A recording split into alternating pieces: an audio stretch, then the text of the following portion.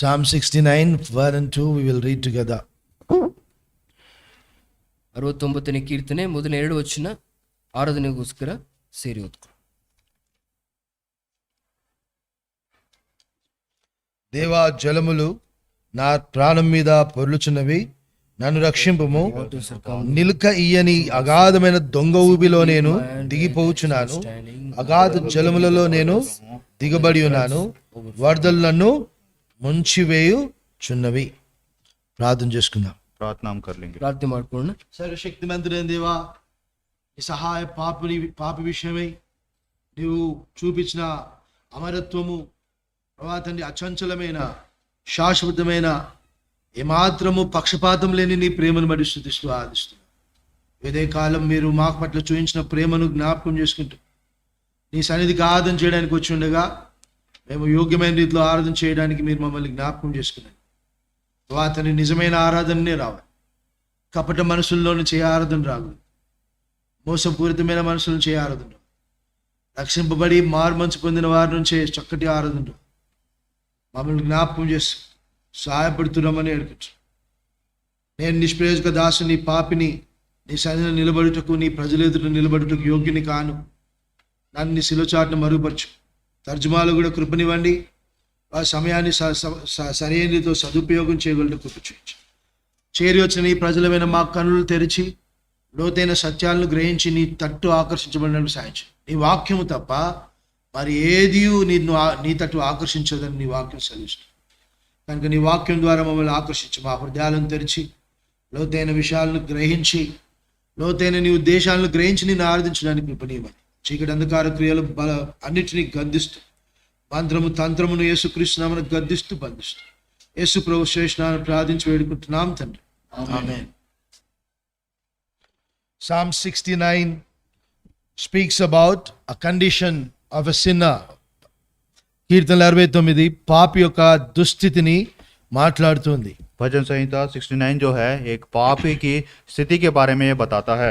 69ನೇ కీర్తನೆ ಒಂದು పాపియ స్థితి కురితాగి మాట్లాడుతా ಇದೆ. ఎంత నిస్సహాయుడంటే అతడు అన్నిటి చేత కప్పబడిన వాడుగానే ఉంటూ ఉన్నాడు. और वो इतना निस्सहाय है कि सब प्रकार से वो ढांपा हुआ है. ಪ್ರತಿ ವಿಧಾನದಲ್ಲಿ ಒಬ್ಬ ಪಾಪದಿಂದ ಆವರಿಸಲ್ಪಟ್ಟವನಾಗಿದ್ದಾನೆ. కప్పబడడం ఏ రీతి కప్పబడ్డాడు? किस रीति से वो ढांपा गया है? ಯಾವ ರೀತಿ ಲೋಚಿಸಲ್ಪಟ್ಟಿದ್ದಾನೆ?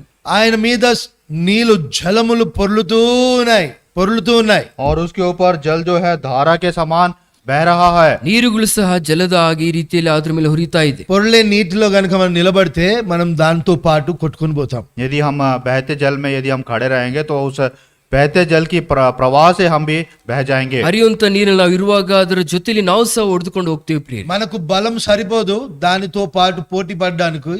అదే బావి అనుకో, నిలుచున్న నీరు అనుకో, అక్కడ మనకు శక్తి కొలది మనల్ని మనం కాపాడుకోవడానికి అవకాశం దొరుకుతుంది. और हमारे लिए सामर्थ काफी नहीं है कि हम बहते जल के सामना हम कर सके. यदि हम कुएं में हम खड़े रहे तो हमारे पास इतनी सामर्थ है कि उसका सामना हम कर सकते हैं. ಒಂದು ಬಾವಿಯಲ್ಲಿ ನಿಂತ್ಕೊಳ್ಳುವಂತ ಶಕ್ತಿ ನಮಗೆ ಇರುವಂತದ್ದಾಗಿದೆ. ಹರಿಯುವಂತ ನೀರಿನಲ್ಲಿ ನಿಂತ್ಕೊಳ್ಳುವಂತ ಶಕ್ತಿ ಯಾವ ಮನುಷ್ಯನಿಗೆ ಇರುವುದಿಲ್ಲ. ఇప్పుడు దావీదు కీర్తనకారుడు ఒక మాట రాస్తూ ఉన్నాడు, జలములు నా ప్రాణం మీద పొర్లుచున్నవి అంట.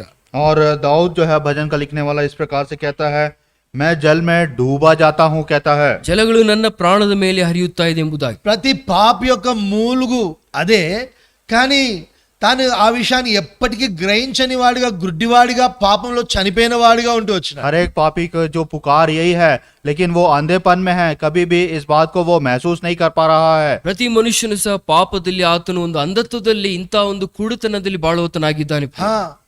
అతని పరిస్థితి ఏంటంటే జలములు అతని మీద పొర్లుచున్నాయి. అంటే జలముల మీద ఇతనికి ఏం బలం లేదు, జలములకే ఇతని మీద బలం ఉంది. और इस पापी की परिस्थिति यहाँ पे स्थिति इस प्रकार की है, ये जो है पापी जो है उस जल के ऊपर इसका किसी प्रकार का प्रभाव नहीं है, बल्कि जल का जो प्रभाव है इस पापी व्यक्ति के ऊपर है. ಈತನೊಂದು ಪ್ರಭಾವ ಜಲಗಳ ಮೇಲೆ ಇಲ್ಲ, ಆದ್ರೆ ಜಲಗಳ ಪ್ರಭಾವ ಈ ವ್ಯಕ್ತಿ ಮೇಲೆ ತೋರಿಸುವಂತದ್ದಾಗಿದೆ. జలములు అనగా లోకము, ప్రపంచము, ఈ లోక రీతులు, పాపభూయిష్టమైన ఆశలు జలములకు సూచనగా ఉంది. और जल का जो सूचक है या फिर उसका जो सार्थक वचन हम देख सकते हैं, संसार की अभिलाषा और इस प्रकृति जो संसार की जो सारी बातों को वो दिखाता है. ಲೌಕಿಕವಾದಂತ ಸಂಗತಿಗಳು, ಸಾಂಸಾರಿಕವಾದಂತ ಪ್ರತಿಯೊಂದು ಭಾವೋದ್ರೇಕಗಳು ಈ ಒಂದು ಜಲಗಳಿಗೆ ಸಾದೃಶ್ಯವಾಗಿದೆ. మానవాళికి చేరి వచ్చిన మనకు ఇలాంటి జలముల మీద ఏ బలం లేదు, ఎందుకనగా అవి మన మీద పొర్లుతూ వస్తున్నాయి. రక్షింపబడక ముందుకు మన పరిస్థితి ఏంటంటే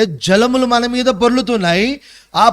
అవి పొర్లుట వలన అది మనం ఎట్టు తీసుకుని వెళ్తే అటు వెళ్తూ వచ్చినాము, మనకంటే ఏ బలం లేని వారంగా ఉన్నాం. उद्धार पाने से पहले हमारी जो परिस्थिति इस प्रकार की है कि हम बहते हुए जल में हम चल रहे हैं, हमारे अंदर कोई सामर्थ्य नहीं है, लेकिन वो जो जल की जो सामर्थ्य है हमारे ऊपर काम करके जहां पे वो चाहे वहां पे हमको वो लेके जा ಈ रहा है। ರೀತಿಯಲ್ಲಿ ರಕ್ಷಣೆಗೂ ಮುಂಚಿತವಾಗಿ ಆ ಒಂದು ನೀರಿನ ಪ್ರಭಾವದಲ್ಲಿ ನಾವು ಹೊಡೆದುಕೊಂಡು ಹೋಗ್ತಾ ಇದ್ದೇವೆ. ಅದಕ್ಕೆ ಇಷ್ಟಾನುಸಾರವಾಗಿ ಅದು ನಮ್ಮ ಜೀವಿತವನ್ನು ನಡೆಸುವಂತದ್ದಾಗಿದೆ ಪ್ರಿಯರೇ. ఇలాంటి పరిస్థితి ప్రతి పాపి యొక్క పరిస్థితి. और हर एक जो पापी की जो परिस्थिति इसी प्रकार की है। ಪ್ರತಿ ಪಾಪಿಯ ಒಂದು ಜೀವನ ಸ್ಥಿತಿ ಈ ರೀತಿಯಲ್ಲಾಗಿದೆ. అప్పుడు మనం ఏం చేస్తూ వచ్చినాం? तब हम क्या किए हैं? ನಾವು ಆ ಸಮಯದಲ್ಲಿ ಏನ್ ಮಾಡಿದ್ದೇವೆ? మొరబెట్టినామా? तब क्या हमने पुकारा है? ಮೊರೆ ಇಟ್ಟಿದ್ದೇವಾ? మనం పాపంలో చచ్చిన వారంగా ఉంటూ వచ్చాం. हम पाप में मरे हुए हम थे, పాపದಲ್ಲಿ సత్తంత స్థితిలో నావిದ್ದೆವು. మనకు మొరబెట్టుటకు మన స్థితి గురించిన ఆలోచన కూడా మనకు లేదు. और हम पाप में पुकारने के लिए हमारी जो स्थिति ऐसा विचार हमारे अंदर भी नहीं था। ನಮ್ಮ ಪಾಪದ ಸ್ಥಿತಿಯಲ್ಲಿ ಮೊರೆ ಇಡುವಂತ ಸ್ಥಿತಿಯು ಸಹ ನಮ್ಮದ కానీ దేవుడు నీలో నాటిన ఆ జీవాత్మలోని మొర దేవుడు విన్నవాడుగా ఉంటూ వచ్చినాడు. నీ చెవులు నీ జీవాత్మ యొక్క మొరను నువ్వు వినలేని స్థితిలో ఉన్నాయి. కారణం నువ్వు చనిపోయిన దానవు. కానీ నీకు జీవాత్మనిచ్చిన ఆ దేవుడు ఆ మొరను విన్నవాడుగా ఉన్నాడు. लेकिन परमेश्वर ने जो हमारे अंदर जीवन का जो आत्मा दिया है, वो जो हमारी स्थिति मरी हुई थी, लेकिन परमेश्वर ने जो हमें जीवन का आत्मा दिया था, उस जीवन की आत्मा के द्वारा परमेश्वर को जब हमने पुकारा तो उसने हमारी प्रार्थना का उत्तर दिया है। ನಾವು ಸತ್ತಂತ ಸ್ಥಿತಿಯಲ್ಲಿ ಇದ್ದೆವು. ನಮ್ಮ ಜೀವಾತ್ಮದ ಮೊರೆಯನ್ನು ನಾವು ಕೇಳದೇ ಇರುವಂತ ಸ್ಥಿತಿಯಲ್ಲಿ ನಮಗೆ ಜೀವಾತ್ಮನಿಟ್ಟಂತ ಕರ್ತನು ನಮ್ಮ ಜೀವಾತ್ಮ ಸ್ವರನಾಥನ మహాజలములో నోవాహు దినముల్లో ఆ ప్రజలను ముంచినప్పుడు వారు కేకలు పెట్టినారు, నోరు తెరిసి కేకలు పెట్టినారు. కానీ ఒక్కరి మాట కూడా, ఒక్కరి ప్రార్థన కూడా దేవుడు ఆలకించలేదు. नूह के दिनों में जब जल प्रवाह आया था, वहां पे जो प्रजा था उन्होंने पुकारा था, लेकिन परमेश्वर ने किसी की भी प्रार्थना को उसने नहीं सुना है। ನೋಹನ ಕಾಲದಲ್ಲಿ ನೋಡುವಂತರಾಗಿದ್ದೇವೆ. ಪ್ರತಿಯೊಬ್ಬ ಮನುಷ್ಯರು ಕರ್ತನಿಗೆ ಅವರು ಮೊರೆ ಇಡ್ತಾ ಇದ್ದಾರೆ, ಯಾರು ಒಂದು ಮೊರೆಯೂ ಸಹ ಕರ್ತನ ಕಿವಿಗೆ ಸೇರಿಲ್ಲ ಎಂಬುದಾಗಿ. ఈ యొక్క జలములు మన మీద పొర్లుతున్నప్పుడు మనకి ఇంకొక పరిస్థితి సంభవిస్తూ వచ్చింది. और ये जो जल जो हमारे ऊपर प्रवाह होने के समय एक और परिस्थिति उत्पन्न होती है। ಜಲಗಳು ನಮ್ಮ ಮೇಲೆ ಹರಿಯುವಾಗ ಮತ್ತೊಂದು ಪರಿಸ್ಥಿತಿಯು ಮನುಷ್ಯನಿಗೆ ಬರುವಂತದ್ದಾಗಿದೆ. కీర్తనలు 18:4 Psalms 18:4 भजन 18 अध्याय उसका 4 वचन। 18ನೇ ಕೀರ್ತನೆ 4ನೇ ವಚನ. 18:4 भजन 18 अध्याय उसका 4 वचन। చదువుదామా కలిసి? सब मिलकर हम पढ़ लेंगे। మరణ పాశములు నన్ను చుట్టుకొనగను, భక్తిహీనులు వరద పొర్లు వలె నా మీద పడి బెదిరింపగను. ఇక్కడ వరద వలె పొర్లి ఎవరు వస్తున్నారు?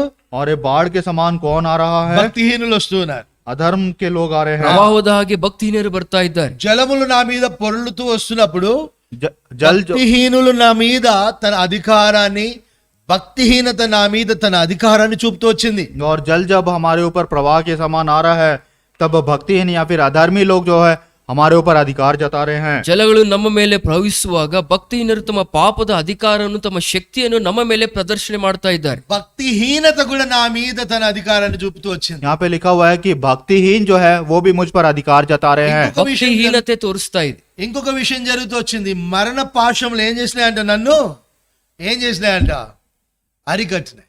और मृत्यु की रस्सियों से चारों ओर वो घिर गया है। ಮರಣದ ಪಾಶಗಳನ್ನು ಹಿಡಿದುಕೊಂಡಿದೆ ಎಂಬುದಾಗಿ ನೋಡ್ತೇವೆ. చుట్టుకొనేను అంటే అరికట్టబడినావు అంటే నీ అంతటి నీవు ఏమి చేయలేవు. ఉద్దేశం ఉంది కానీ నువ్వేం చేయలేవు, అంతే. నీ నిస్సహాయ స్థితి అది. और वो चारों ओर से घिर गया मतलब उन्होंने मुझे बांध लिया कि हम निस्सहाय स्थिति में हम कुछ भी हम नहीं कर पा रहे हैं। ನಮ್ಮ ನಿಸ್ಸಹಾಯ ಸ್ಥಿತಿಯಲ್ಲಿ 4 ದಿಕ್ಕುಗಳಿಂದ ನಮ್ಮನ್ನು ಆವರಿಸಿದೆ ಎಂಬುದಾಗಿ.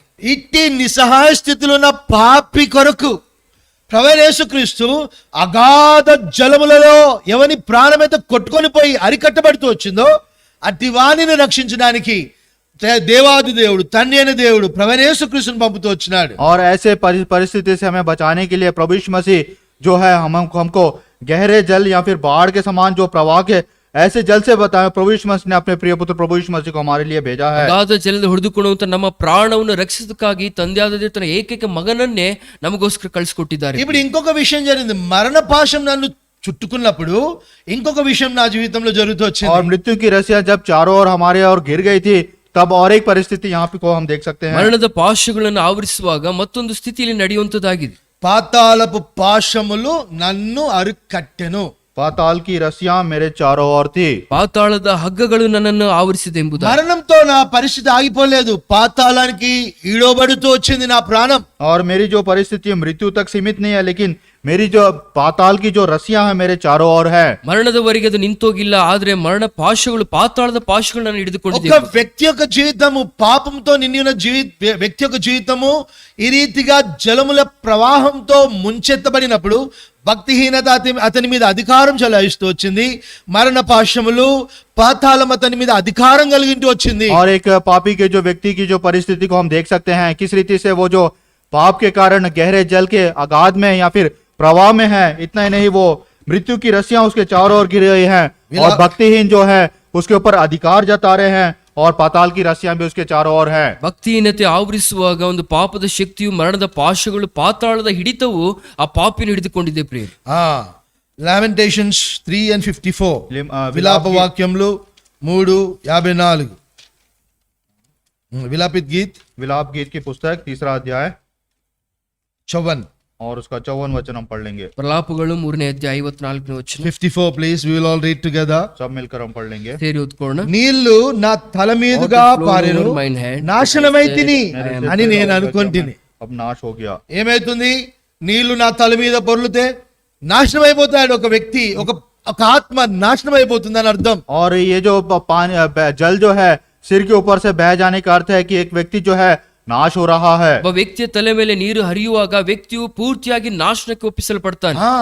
జలములు నా తల మీదుగా ప్రవహిస్తున్నాయంటే నేను నాశనమైన స్థితిలో ఉన్నానని అర్థం. और मेरे सिर के ऊपर से जल बह रहा है, तो इसका जो अर्थ है कि वो व्यक्ति पूरी रीति से नाश हो रहा है। ನನ್ನ ತಲೆ ಮೇಲೆ ನೀರು ಹರಿಯುವಾಗ ನಾನು ಪೂರ್ತಿಯಾಗಿ ನಾಶನದ ಹಾದಿಯಲ್ಲಿ ಹೋಗ್ತಾ ಇದ್ದೇನೆಂಬುದಾಗಿ. అలాంటి పరిస్థితుల్లో ఉన్న ఆ యొక్క ఆత్మను, నశించిపోవు ఆత్మను నాశనము నుండి వెదికి రక్షించినాడు ప్రభువైన యేసుక్రీస్తు. और प्रभु यीशु मसीह ने ऐसे व्यक्ति को जो वो नाश के लिए वो जा रहा है, ऐसे नाश से परमेश्वर ने वहां से निकाल कर हमें बाहर लेके ಈ आया है। ರೀತಿಯಲ್ಲಿ ನಾಶನಕ್ಕೆ ಒಪ್ಪಿಸಲ್ಪಟ್ಟಂತ ಆ ವ್ಯಕ್ತಿಯ ಜೀವಿತವನ್ನು ಕರ್ತನ ನಾಶದಿಂದ ಆತನು ತಪ್ಪಿಸಿ ಹೊರಗಡೆ ತಂದಿದ್ದಾನೆ. యోనా 2వ అధ్యాయము देखेंगे योना की पुस्तक उसका 2रा अध्याय 3-4 और उसका 3रा और 4था वचन। 2ನೇ ಅಧ್ಯಾಯ 3-4 ವಚನ.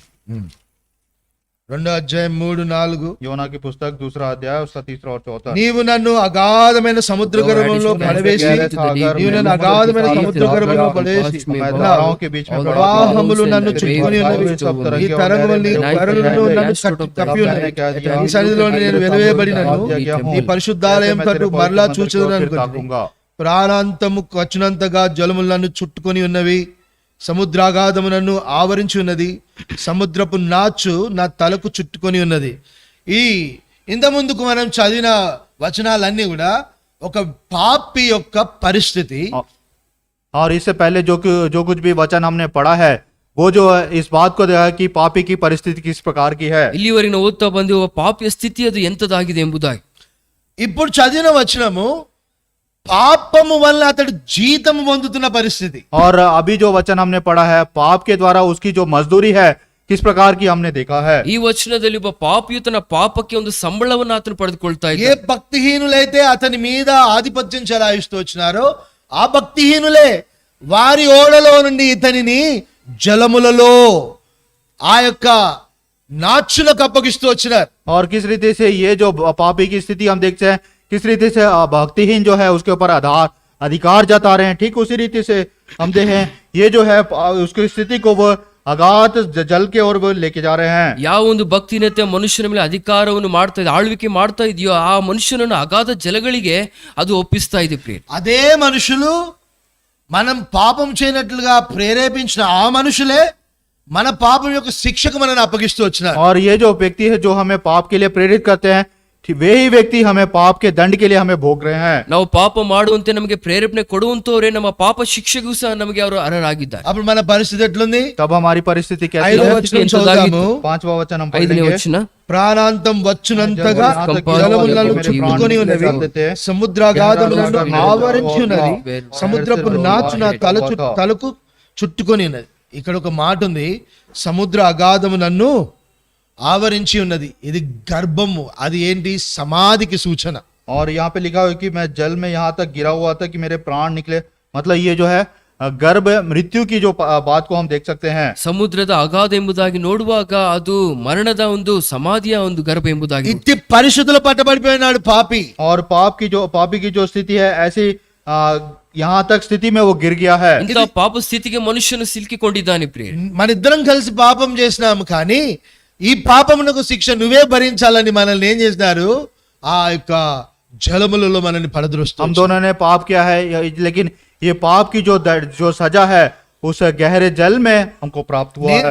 నీ పాపమునకు నీవే ఆ శిక్షను అనుభవించాలని మనం జలములలో పడివేస్తూ వచ్చినారు. और हमारे पाप का जो दंड है हमें खुद सहना है, इसके लिए हमें गहरे जल में उस पाप का दंड हमें भोगना चाहिए। ನಿಮ್ಮ ಪಾಪದ ಶಿಕ್ಷೆಗೆ ನೀವೇ ಅರ್ಹರೆಂಬುದಾಗ ಶಿಕ್ಷೆ ನೀವೇ ಪಡೆದುಕೋಬೇಕೆಂಬುದಾಗಿ ಅಗಾಧ ಜಲಗಳು ನಮ್ಮನ್ನು ಬಿಸಾಡಿದ್ದಾರೆ ಪ್ರಿಯ. ఇంత నిస్సహాయ స్థితి ఒక పాపి యొక్క స్థితి.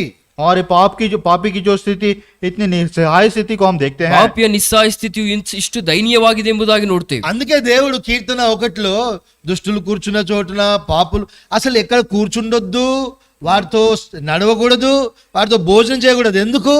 తిరిగి నీ పాపానికి నువ్వే శిక్ష అనుభవించినట్లుగా వారు పాపం చేయడానికి ప్రేరేపించిన వారు నిన్ను అప్పగిస్తారు. और इसलिए भजन संहिता पहले अध्याय में हम देखते हैं कि परमेश्वर कहता है कि ना उनके मार्ग में बैठना है, ना उनके मार्ग में हमें चलना है, ना उनके हमें चलना है, लेकिन हमारा जो स्थिति है, हमने जो पाप किया, हमारा जो दंड है स्वयं हमें ही भोगना है। ಭಕ್ತಿನರ ಆಲೋಚನೆ ಪ್ರಕಾರ ನಡಿಬಾರ್ದು, ಅವರೊಟ್ಟಿಗೆ ನಾವು ಕೂತ್ಕೋಬಾರ್ದು, ಅವರ ಆಲೋಚನೆ ನಾವು ಪಡೆದುಕೋಬಾರ್ದು ಎಂಬುದಾಗಿ ಹೇಳುವಾಗ, ಅವರ ಒಟ್ಟಿಗೆ ನಾವು ಕೂತ್ಕೊಳ್ಳುವಾಗ, ಸಹವಾಸ ಮಾಡುವಾಗ ನಮ್ಮ ಪಾಪದ ಶಿಕ್ಷೆಗೆ ನಮ್ಮನ್ನೇ ಅರ್ಹರಾಗಿ ಮಾಡಿ ಅದಕ್ಕೆ ನಮ್ಮನ್ನು ಪಾಲಾಗಿ ಮಾಡುವಂತರಾಗಿರ್ತಾರೆ. ప్రకటన గ్రంథం 17వ అధ్యాయము 15వ వచనం.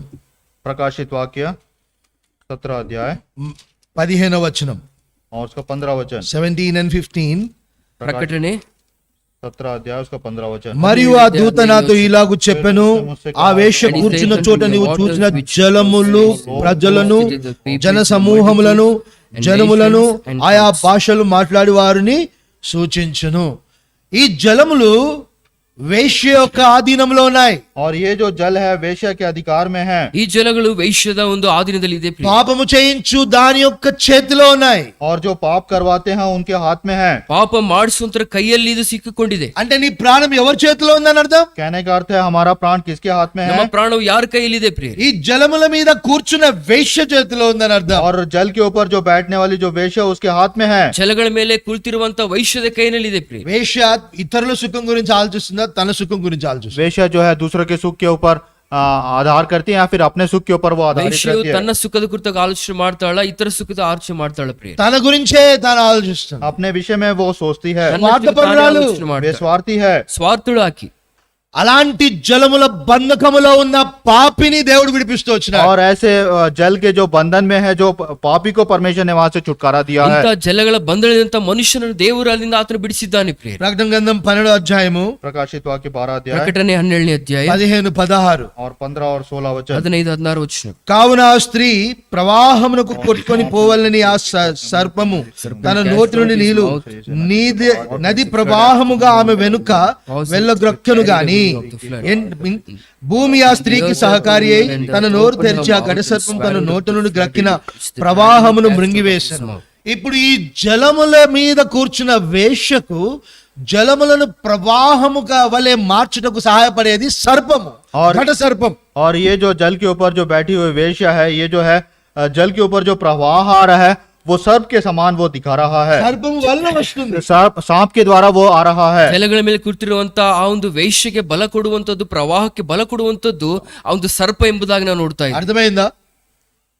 ఈ జలముల మీద కూర్చున్న వేశ్య ఏ జలములైతే నీ మీద పొర్లుతూ మరణ పాశముల వలె, పాతాళ పాశముల వలె నేను క్రిందికి లాగుతూ సముద్ర గర్భంలో ఆవరించినాయో ఆ యొక్క జలముల ప్రవాహానికి కారణము ఘట సర్పము అనగా సాతాను.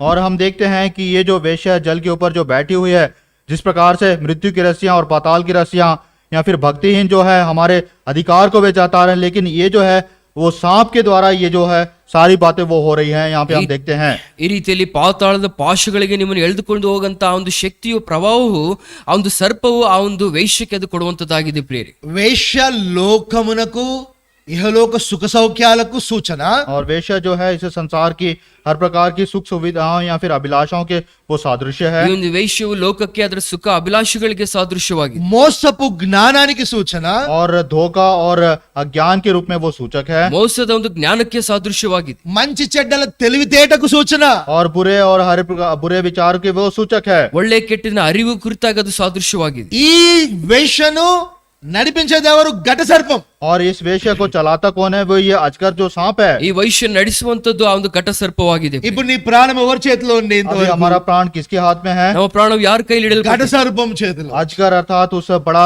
अजगर सांप के हाथ में है। ಘಟ ಸರ್ಪದಲ್ಲಿ ಕೈಲಿ ఆ ಇಡಲ್ಪಟ್ಟಿದೆ. ఘట సర్పము వేశ్య ద్వారా నీ ప్రాణాన్ని చేతబట్టుకుంది. और ये अजगर को जो सांप है वेश्या के द्वारा हमारे प्राण को वो निकल ఆ रहा है। వేశ్య నీ మీదకి తీసుకొచ్చిన లోక మర్యాదలను ఆ యొక్క జలముల ప్రవాహంతో నీ ప్రాణాన్ని పట్టుకొని ఉంది. और ये जो वेश्या है हमारे संसार के जो हर एक जो सुख अजगर समान के समान हमारे जीवन को वो निकल रहा ಆ है। ಒಂದು ವೈಶ್ಯವು ಲೋಕದ ಸಂಪ್ರದಾಯಗಳು ಆಚಾರಗಳಿಂದ ನಿಮ್ಮನ್ನು ಆ ಪ್ರಾಣವನ್ನು ಅದು ಹಿಡಿದುಕೊಂಡಿದೆ ಪ್ರಿಯರೇ.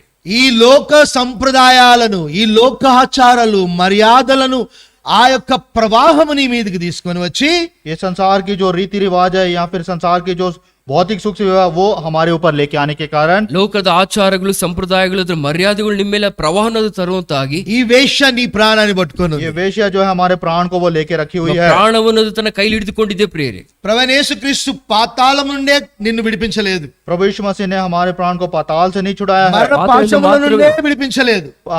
मृत्यु की रस्सियों से उसने नहीं छुड़ाया है। ಮರಣದ ಪಾಶದಿಂದ ಮಾತ್ರವೇ ಆತನು ಬಿಡಿಸಿಲ್ಲ ಪ್ರಿಯ. ఆయన ఈ జలముల మీద కూర్చున్న వేశ్య, ఆ వేశ్యను నడిపించు ఘట సర్పము నుండి కూడా నేను విడిపించినాడు. परमेश्वर ने हमें अजगर सर्व अजगर जो सांप है और उस जल के ऊपर जो वेश्या है उस महाप्रकोप से उसने हमें छुड़ाया है। ಜಲಗಳ ಮೇಲೆ ಕುಳಿತಿರುವಂತ ಒಂದು ವೈಶ್ಯದ ಹಿಡಿತದಿಂದಲೂ ಒಂದು ಘಟ್ಟ ಸರ್ಪದ ಪ್ರಭಾವದಿಂದಲೂ ಕರ್ತನು ನಮಗೆ ಬಿಡುಗಡೆ ఇప్పుడు ಕೊಟ್ಟಿದ್ದಾನೆ. జలములు పొర్లుచున్నవి, అది ఆ సముద్ర గర్భమందు ఆవరించి ఉన్నది అన్న దానికి సూచన పాపము. ఆ పాపము నుండి విడిపించినాడు. నీ మీద నెపము మోపి అబద్ధ సాక్ష్యం పలుపు ఘట సర్పము నుంచి కూడా విడిపించినాడు దేవుడు. परमेश्वर ने हमें उस गहरे जल से जो जो जैसा कि हमने देखा है कि वहां से उसने हमें छुड़ाया है। और जो हमारे ऊपर जो दोष लगाते हैं उस अजगर जो सांप है उसके प्रकोप से उसने हमें छुड़ाया है। ಈ ರೀತಿಯಲ್ಲಿ ಒಂದು ಜಲಘೋಷಗಳಿಂದ ಪ್ರವಾಹದಿಂದ ಉಂಟಾಗುವಂತ ಒಂದು ಪಾಶದಿಂದ ಕರ್ತನು ಬಿಡುಗಡೆ ಕೊಡುವುದು ಮಾತ್ರವಲ್ಲದೆ ಘಟ ಸರ್ಪದ ಸುಳ್ಳಿನ ನೆಪಗಳಿಂದ ಕರ್ತನು ಬಿಡುಗಡೆ ಕೊಟ್ಟಿದ್ದಾನೆ. ఆరాధించడానికి వచ్చిన నీవు నేను ఆయన పాపము నుండే కాదు, పాప పర్యావసానము నుండే కాదు, పాపమును మనలో కలగజేసి పాపములోనే జన్మించినట్లు చేసిన స్త్రీ ఆ యొక్క ఘట సర్పము వారి ప్రభుత్వము నుండి, వారి ఏలుబడి నుండి కూడా మనల్ని క్రీస్తు శిలువలో చేసిన త్యాగం ద్వారా విడిపించినారు. కాబట్టి ఆరాధించడానికి వచ్చినాం. न केवल परमेश्वर ने हमें उस गहरे जल से उसने हमें छुड़ाया है बल्कि हम इसलिए परमेश्वर ने हमें छुड़ाया कि जो वेश्या जल के ऊपर बैठी हुई है उसके प्रकोप से, जो पाप के द्वारा जो स्त्री बचपन से ही पापी हैं, गर्भ से ही हम परमेश्वर की संतान से विचलित हैं, हम परमेश्वर का हम इसलिए हम धन्यवाद करने के लिए हम आए हुए हैं। ಈ ರೀತಿಯಲ್ಲಿ ಪಾಪವು ಅದರ ಪರಿಣಾಮದಿಂದ ಮಾತ್ರವಲ್ಲದೆ ಕರ್ತನು ಆ ಒಂದು ಘಟ ಸರ್ಪದಿಂದ, ಆ ಒಂದು ವೇಶ್ಯದ ಒಂದು ಪರಿಣಾಮದಿಂದ, ಅದರ ಒಂದು ಕೆಟ್ಟ ಒಂದು ಜೀವಿತದಿಂದ ನಮಗೆ ಬಿಡುಗಡೆ ಕರ್ತನು ಕೊಟ್ಟಿದ್ದಾರೆ. అర్థమైందా? ఆయన పాపము నీ మీద ఏలుబడి చేయకుండా ఈ సమస్త ప్రభుత్వం అంతటిని నిన్ను పాపంలో రూపించినట్లు చేసిన ఈ ప్రభుత్వం అంతటిని సిలువలో నాశనము చేసి నిన్ను నూతన సృష్టిగా అగునట్లు, క్రీస్తేసులో జన్మించినట్లు వాటి ప్రభుత్వం నుంచి విడిపించినాడు. ఇది సిలువ కార్యం. पाप हम पर प्रभुता ना करे इसलिए परमेश्वर ने हमें शैतान को उस संसार के ऊपर पूरी रीति से उसने नाश करके कलवरी क्रूस के ऊपर जो उसने महान विजय को हमें दिया है ताकि हम प्रभु में हम प्रभुता हम करने वाले हो, नई सृष्टि बन सके, ताकि हम परमेश्वर के लिए हम नई सृष्टि हम बनने वाले प्रभु में हो। हम नए सृष्टि बनने के लिए शैतान की सारी प्रभुता को, जो प्रभुता हमें पाप में रूप धारण करने के लिए हमारे ऊपर अपनी आधीन चलाता था, उसकी आधीन से छुड़ाकर हमें नए सृष्टि बनाने के लिए, प्रभु में नई सृष्टि बनाने के लिए उसने क्रूस में काम किया. ಯಾವ ಒಂದು ಶಕ್ತಿಗಳು ನಮ್ಮನ್ನು ಆ ಒಂದು ಲೋಕದ ಮರ್ಯಾದೆಗಳ ಹಿಡಿತದಲ್ಲಿ ನಮ್ಮನ್ನು ಅದು ಸಿಲುಕಿಕೊಂಡವರಾಗಿ ಮಾಡಿದೆಯೋ, ಕರ್ತನು ಅದು ನಮ್ಮನ್ನು ಬಿಡಿಸಿ ನಮ್ಮನ್ನು ನೂತನ ಸೃಷ್ಟಿಯಾಗಿ ಮಾಡಿ ಆ ಕಲ್ವಾರಿ ಶಿಲುವೆ ಕಾರ್ಯದಿಂದ ನಮ್ಮ ಜೀವನದಲ್ಲಿ ಆ ಹೊಸ ಕಾರ್ಯನ ಆತನು ಮಾಡಿ ಮುಗಿಸಿದ್ದಾನೆ. చేరి వచ్చిన నీవు నేను నూతన సృష్టి చేయడానికి ఇన్ని విషయాలతో ఇన్ని ప్రభుత్వాలతో పోరాడాల్సి వచ్చిన ప్రభువైన యేసుక్రీస్తును బట్టి మనం ఆయన్ని ఆరాధిస్తాం. और हम जो यहाँ पे एकत्रित हुए हैं, परमेश्वर ने हमें हम जो परमेश्वर के लिए नए सृष्टि हुए हैं, परमेश्वर ने हमारे विरोध हमारे लिए इतनी सारी जो बातें क्रूज पर उसने किया है, इसलिए हम परमेश्वर की आराधना हम करने के लिए आए हुए ನಾವು हैं. ನೂತನ ಸೃಷ್ಟಿಯಾಗಿ ಮಾಡಲ್ಪಡೋದಕ್ಕೋಸ್ಕರ ಇಷ್ಟು ಪ್ರಭುತ್ವಗಳಿಂದ ಇಷ್ಟು ಪ್ರತಿಕೂಲ ಪರಿಸ್ಥಿತಿಗಳಿಂದ ಕರ್ತನು ನಮಗೆ ಶಿಲುವೆ ಕಾರಣ ಬಿಡುಗಡೆ ಕೊಟ್ಟಿದ್ದ ಕಾರಣದಿಂದ ಆತನಿಗೆ ಆರಾಧನೆ ಮಾಡುವಂತರಾಗಿರ್ಬೇಕು ಪ್ರಿಯ. కీర్తనకారుడు ఒక మాట రాస్తున్నాడు, కీర్తన 69:13. भजन का लिखने वाला भजन 69 उसके 13 वचन में एक बात वो कहता Psalm है. 69:13 भजन 69 69 उसका కీర్తನೆ 13 वचन 13ನೇ వచనం కలిసి చదువుకుందామా? सब मिलकर हम पढ़ ಸೇರಿ लेंगे. ಓದ್ಕೊಳ್ಳೋಣ. యెహోవా అనుకూల సమయమున నేను నిన్ను ప్రార్థించుతున్నాను. Lord, దేవా నీ కృపా బాహుల్యమును బట్టి నీ రక్షణ సత్యమును బట్టి నాకు ఉత్తరం The ఇవ్వు. truth of thy अपनी सच्ची salvation. प्रतिज्ञा के ఒక अनुसार ఆత్మ రక్షింపబడాలంటే ఏం అవసరము? एक आत्मा का उद्धार यदि होना है तो क्या आवश्यकता है? దేవుని యొక్క ಆತ್ಮರಕ್ಷಣೆಗೋಸ್ಕರ ಏನು ಬೇಕು ಪ್ರಿಯರೇ? దేవుని యొక్క కృపా బాహుల్యం అవసరము. परमेश्वर की करुणा और बहुमूल्य ఆయన రక్షణ సత్యం అవసరం. और उसकी जो उद्धार का जो सत्य उसे आवश्यकता है. ಆತನ ಕೃಪೆ ಕನಿಕರ ಆತನ ಸತ್ಯತೆ ಆತನ ದಯೆ ನಮಗೆ ಬೇಕಾಗಿದೆ. లేకపోతే ఈ మానవుడు రక్షించబడటము అసాధ్యము. और अन्यथा मनुष्य को उद्धार प्राप्त बहुत ही असंभव है. ಇಲ್ಲದೆ ಹೋದ್ರೆ ಮನುಷ್ಯನು ಆತ ರಕ್ಷಣೆ ಒಂದು అసాధ్యವು ప్రియురే. అందుకే కీర్తనగాడు రాస్తున్నాడు, ప్రభా నీ కృపా బాహుల్యం నాకు అవసరము, నీ రక్షణ సత్యం అవసరము.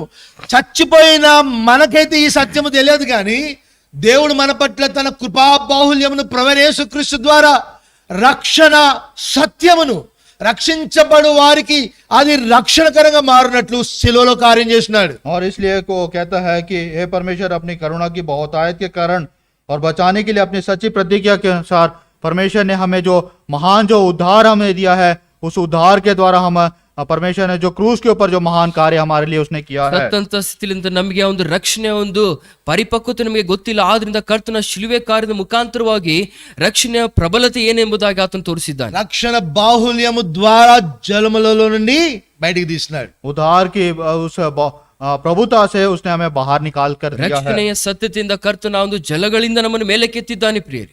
ఆయన కృపా బాహుల్యము రక్షణ సత్యము మనల్ని అట్టి భయంకరమైన మరణ పాశముల నుండి మరణ దండన నుండి బయటికి లాగుతూ వచ్చినాయి. परमेश्वर की महान करुणा की बहुतायत के द्वारा और उस उद्धार के कार्य के द्वारा परमेश्वर ने हमें से मृत्यु के उस रस्सियों पाताल की रस्सियों से उसने हमें छुटकारा दिया है. ಕರ್ತನ ಒಂದು ಮಹಾ ದೊಡ್ಡ ಕನಿಕರು ನಮ್ಮನ್ನೊಂದು ಮರಣದ ಪಾಶಗಳಿಂದ ಜಲಘೋಷಗಳಿಂದ ನಮಗೆ ಮೇಲಕ್ಕೆತ್ತಿದೆ ಪ್ರಿಯರೇ. ఆయన నే ఉదయకాలం ఎందుకు ఆరాధిస్తానంటే క్రీస్తేశ్వను రక్షణ సత్యమును కృపా బాహుల్యమును నా పట్ల సమయం వచ్చినప్పుడు తాను పంపించి రక్షణ కొరకై తనను బలిగా అర్పించినాడు. కాబట్టి ఆయన కార్యము వల్ల నేను రక్షించబడ్డాను, కాబట్టి నేను ఆయనను ఆరాధిస్తాను. और वो कहता है कि अपनी करुणा की बहुतायत के कारण और बचाने की अपनी सच्ची प्रतिज्ञा जब समय आया तो परमेश्वर ने हमें अपने समय के कारण उद्धार हमें देकर क्रूस के द्वारा उस कार्य को हमारे जीवन में उसने पूरा किया है. ಯುಕ್ತ ಕಾಲದಲ್ಲಿ ಕರ್ತನು ತನ್ನ ಒಂದು ಬಲಿಷ್ಠವಾದಂತ ರಕ್ಷಣೆ ಸತ್ಯತೆಯನ್ನು ತಿಳುವಳಿಕೆ ಮಾಡುವುದಲ್ಲದೆ ತನ್ನ ಒಂದು ಬಲವಂತ ಕನಿಕರನ್ನು ತೋರಿ ಶಿಲುಬೆ ಕಾರ್ಯದ ಮುಖಾಂತರವಾಗಿ ನಮಗೆ ರಕ್ಷಣೆ ತೋರ್ಪಡಿಸಿದ್ದಾರೆ. ఇంకొక మాట దావీదు కీర్తనకారుడు చెప్తున్నాడు, ఆయన సమీపిస్తే తప్ప రక్షణ రాదని. और दाऊद का लिखने वाला भजन का लिखने वाला दाऊद इस प्रकार से कहता है कि जब उसका उद्धार जो समीप जब आता है. ಕರ್ತನ ಒಂದು ವಾಕ್ಯ ಕೀರ್ತನ ಹೇಳ್ತಾ ಮಾತು ಆತನ ರಕ್ಷಣೆ ಸಮೀಪ ಬರಲಾರದೆ ಯಾವ ಸಹ ರಕ್ಷಣೆ ಹೊಂದಕ್ಕೆ ಸಾಧ್ಯವಿಲ್ಲ ಪ್ರಿಯರೇ. वो मेरे समीप आए तो ही मुझे उद्धार मिले. ರಕ್ಷಣೆ ಬರುವಂತದ್ದಾಗಿ भजन संहिता 69 और 18 वचन 69 and 18 भजन प्लीज. 69 और उसका 18 वचन. 69ನೇ కీర్తన 18ನೇ వచనం. నా యొద్దకు సమీపించి నన్ను విమోచింపుము, నా శత్రువులను చూచి నన్ను విడిపింపు. ఇప్పుడు ఏం చేయాలి దేవుడు? परमेश्वर अभी क्या करना है? జలములలో పడిన మన దగ్గరికి సమీపించి हम जो जल के प्रभाव में हम बह रहे थे, परमेश्वर हमारे निकट आकर ಜಲಗಳ ಪ್ರಭಾವದಲ್ಲಿದ್ದಂತ ನಮ್ಮ ಬಳಿಗೆ ಕರ್ತನು ಬರುವಂತನಾಗಿ సముద్ర అగాధములో చేత ఆవరించబడిన మన యొద్దకు సమీపించి समुद्र के अथाह गहरे स्थान में जब हम गए थे, परमेश्वर हमारे निकट आकर ಅಗಾಧವಾದಂತ ಒಂದು ಜಲಗಳ ಮಧ್ಯದಲ್ಲಿ ಕರ್ತನು ನಮ್ಮ ಬಳಿಗೆ ಆತನು ಬರುವಾಗ మరణ పాశముల చేత పట్టబడిన చుట్టబడిన మన యొద్దకు సమీపించి मृत्यु की रस्सियां जब हमारे यार चारों ओर बंधे हुए थे, तब परमेश्वर हमारे निकट आकर ಮರಣದ ಪಾಶಗಳನ್ನು ಆವರಿಸಿಕೊಂಡಿರುವಾಗ ಕರ್ತನ ಬಳಿಗೆ ಆತನು ಬರುವಾಗ పాతాళపు పాశముల చేత అరికట్టబడిన మన యొద్దకు సమీపించి पाताल की रस्सियां जब हमारे हर चौर गिरे हुए और में बंधे हुए थे तब परमेश्वर हमारे निकट आकर ಪಾತಾಳದ ಪಾಶಗಳು ನಮ್ಮನ್ನು ಆವರಿಸಿಕೊಂಡಾಗ ಅದನ್ನು ನಾವು ಸಿಲುಕಿಕೊಂಡಿರುವ ಕರ್ತನು ತಾನೇ ನಮ್ಮ ಬಳಿಗೆ ಆತನು ఏం ಬಂದವನಾಗಿ చేయాలంట? क्या करना है? ఏం ఏం ಮಾಡಬೇಕು? చేయాలంట? చదివినాం కదా, ఏం చేయాలి? సమీపించిన తర్వాత ఏం చేయమన్నాడు దావీదు? ఏమని అడిగినాడు? दाऊद क्या कहता है जब वो हमारे निकट आता है? ಆತನ ಸಮೀಪ ಬರುವಾಗ ಏನು ಮಾಡಬೇಕಾಗಿದೆ? వింటున్నారా? వాక్యం వింటున్నారా? చదవండి ఒకసారి ఆ వచనం, 18వ వచనం. एक बार फिर से हम उस वचन को हम पढ़ लेंगे. 18ನೇ వచనం ఓదుకోండి. మీరే చదవాలి గట్టిగా అందరూ. Draw nigh unto my soul मेरे and निकट आकर redeem मुझे me छुड़ा ले, because मेरे शत्रुओं से मुझको छुटकारा दे. ఆయన సమీపించి ఏం చేయాలంట? वो हमारे निकट आकर क्या करना है? ఆతను సమీపిసి ఏం ಮಾಡಬೇಕು ప్రియురే? ఇప్పుడు అగాధములో నుంచి నువ్వు బయటికి ఆయన కృపా బాహుల్యము చేత ఆ రీతిగా లేపబడుట అంత సులువు కాదు. విమోచిస్తేగా నేను లేపలేడు. और उसके बाहुबली हाथ से जब वो हमें छुड़ाता तो निकालना इतनी आसान बात नहीं, वहां से हमें निकाल कर वो छुड़ाता है. ಈ ರೀತಿ ಮರಣದ ಒಂದು ಸಿಲುಕಿನ ಸ್ಥಿತಿಯಿಂದ ಮೇಳಕ್ಕೆ ಎದ್ದು ಬರುವಂತದ್ದು ಅಸಾಧ್ಯವಾದ ಸ್ಥಿತಿಯಲ್ಲಿ ಇರುವಾಗ ಕರ್ತನು ತಾನೇ ನಮ್ಮನ್ನು ಆತನ ಮೇಲಕ್ಕೆ ಎಬ್ಬಿಸಬೇಕು ಪ್ರಿಯ. ఆయన విమోచన క్రయధనముగా ఉన్నాడని రాయబడిందా లేదా?